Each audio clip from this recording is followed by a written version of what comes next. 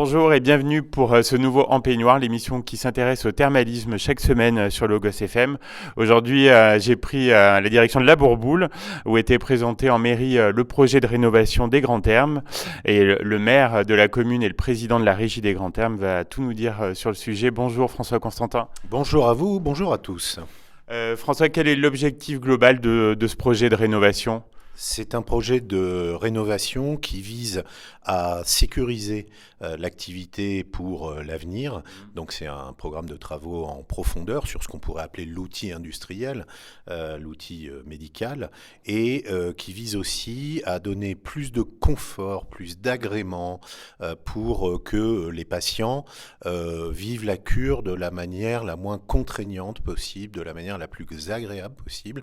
Les curistes souffrent de pathologies, c'est déjà dur à vivre pour eux. Et nous, notre boulot, c'est d'alléger leur peine à travers des soins thermaux de médecine thermale, mais aussi de créer une ambiance qui les détende et soit un moment d'agrément. Et le projet architectural est conçu comme ça. Et c'est l'aboutissement d'un long processus que vous avez engagé en 2019. Vous avez beaucoup travaillé sur ce projet. Ça a commencé bien avant parce que cette entreprise est gérée par la commune en 2009. Et d'ailleurs, je salue mes deux prédécesseurs, Jean Falgoux et Éric Bru, qui l'ont gérée et qui ont créé les conditions pour ce que nous faisons aujourd'hui soit possible. Mais notre objectif, c'est de faire en sorte que les Grands Thermes soient durable, que leur activité dure longtemps et qu'elle soit aussi rentable pour la commune qui est l'actionnaire. Ce travail qui commence, disons que c'est hier que le conseil municipal a voté, donc on peut considérer que ça commence aujourd'hui, mais en vérité, pour nous-mêmes, ça fait 4 ans qu'on travaille là-dessus et mes prédécesseurs y avaient travaillé aussi, c'est ce que je voulais dire, donc c'est long. Il y aura plusieurs tranches dans ce projet. La première tranche, celle qu'on va engager tout de suite, c'est celle qui concerne les curistes médicalisés. C'est notre priorité, c'est à eux que nous devons notre succès et on leur doit des espaces modernisés. Les enfants qui seront traités avec le même soin que les adultes, les cures adultes et les cures dites premium, luxe, on les nomme comme on veut, qui sont aussi des locaux utilisés par des curistes non conventionnés, c'est-à-dire des gens qui veulent faire une cure de 4 ou 5 jours et qui n'est pas remboursée. C'est un projet assez innovant. Ça vous permet aussi de vous différencier par rapport à d'autres stations thermales ? Ça nous permet de tenir la promesse de l'excellence en matière de médecine thermale, ça nous savions déjà le faire, mais aussi de l'excellence en matière de conditions d'accueil. Nous, notre stratégie et notre objectif, c'est de passer des 3800 curistes que nous avions atteints en 2019 à 4000, 4300. Donc vous voyez, c'est pas une stratégie de croissance à tout prix, c'est plutôt une stratégie de satisfaction durable et de rentabilité durable, de fidélisation, tout simplement, de nos patients. Alors les curistes, c'est important, vous le rappeliez, mais c'est aussi un projet qui est pensé pour les Bourbouliens. Sachez que c'est important pour vous. La deuxième partie du projet, c'est la maison de santé. Nous allons utiliser une partie des mètres carrés des Grands Thermes, très beaux d'ailleurs parce qu'ils ont été préservés dans leur état, dans leur jus d'origine. Pour ceux qui connaissent bien la Bourboule, c'est toute la partie anciennement dédiée aux cures pour les collectivités, les maisons d'enfants comme on disait à l'époque, côté rue du Professeur Olivier. Et là, nous allons aménager une maison de santé pluridisciplinaire avec une quinzaine de praticiens qui se sont déjà manifestés et qui sont désormais associés au sein de ce qui est la préfiguration de la maison de santé.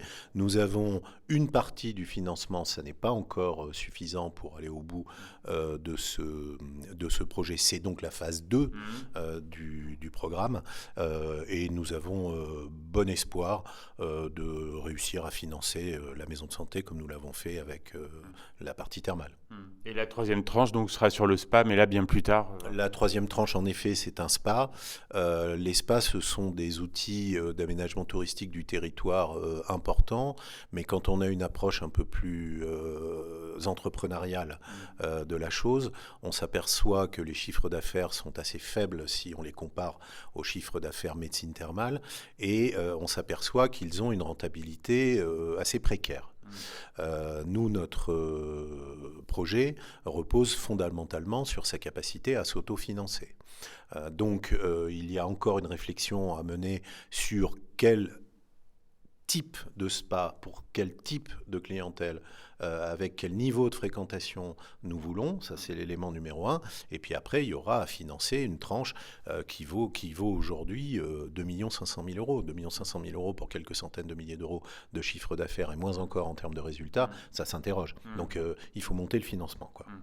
Le parti pris qui a été le vote, ça a été de ne pas fermer les thermes, donc il y aura toujours une activité thermale. Là, c'était clairement de l'aménagement économique du territoire. Si nous fermions pour réaliser les travaux, bien sûr, ça coûtait moins cher, mais ça coûtait très cher aux professionnels qui nourrissent, qui hébergent et qui divertissent les curistes, puisqu'ils n'auraient plus été là. Donc, dans l'intérêt de l'économie locale et tout spécialement du commerce et de l'hébergement, on a décidé de ne pas fermer. Vous avez été beaucoup aidé par tous les acteurs, vous l'avez rappelé là en conférence de presse, c'est un montant de subvention assez élevé. C'est considérable même pour une première tranche qui est aux alentours, un peu au-delà de 11 millions d'euros. Nous sommes soutenus à hauteur de plus de 9 millions d'euros. L'État a été incroyablement attentif à ce que nous proposions à travers la DSIL et à travers le plan Avenir Montagne. La région aussi a été attentive puisque elle contribue dans le cadre du plan thermal 1, mais aussi au titre du contrat de plan État-région. Et le département du Puy-de-Dôme finance également. Je les ai cités dans cet ordre-là parce que c'est l'État qui finance vraiment beaucoup, la région qui finance franchement, et le conseil départemental qui apporte sa contribution. Alors François, vous êtes aussi président du syndicat intercommunal thermal du Puy-de-Dôme. À plusieurs, vous êtes plus fort pour promouvoir et défendre le thermalisme? Ah, mais c'est absolument évident parce que la destination thermale, c'est d'abord une destination Auvergne. Et si nous pouvons donner le choix déjà en matière de thermalisme à l'échelle de l'Auvergne et à l'échelle de l'Auvergne-Rhône-Alpes, c'est formidable, ça renforce la destination.